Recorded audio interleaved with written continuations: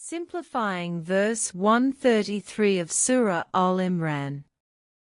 And hasten to forgiveness from your Lord and a paradise, as wide as the heavens and earth, prepared for the righteous. 133. Summary of the interpretation of Surah Al-Imran, verse 133, and hasten to forgiveness through righteous deeds and turning back to God Almighty. Do not postpone any act of worship or good deed, for you do not know how long you will remain in this world.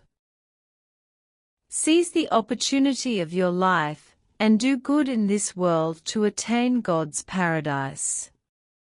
For in it is that which no eye has seen, no ear has heard, and no human mind has conceived.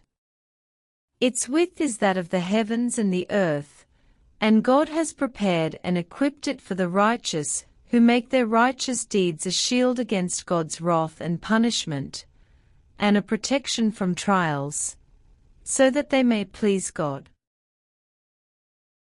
Simplifying verse 134 of Surah Al-Imran. Those who spend in prosperity and adversity, and those who restrain anger and pardon people. And Allah loves the doers of good. Summary of the interpretation of Surah Al-Imran verse 134. The previous verse spoke of paradise which God has prepared for the righteous who hasten to do good deeds. We learned that piety is obedience to God and His Messenger, which protects believers from God's wrath and punishment. This verse speaks of some of the characteristics and acts of obedience of the righteous, including spending in charity.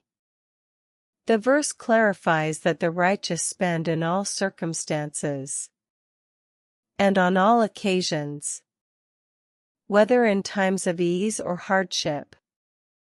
They spend when they are happy, and they spend when they are distressed or suffering, hoping that God will relieve their distress through this spending.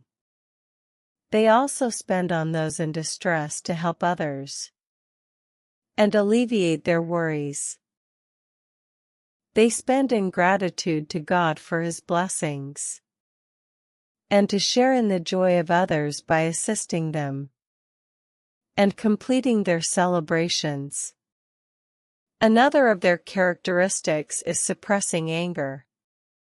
This is a gradual progression for the believer until they reach the highest ranks and degrees with God, which is the rank of excellence, ihsan. The believer begins by suppressing anger, meaning that they are patient and do not succumb to anger and excessive emotion, because anger can lead a person to sin and disaster, and can cause damage to social relationships or harm others.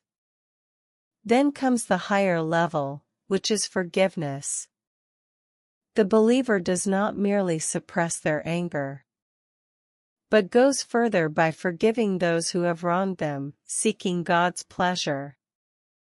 This quality allows society to live in peace and love. Furthermore, controlling anger helps a person to maintain composure, act wisely, and avoid haste.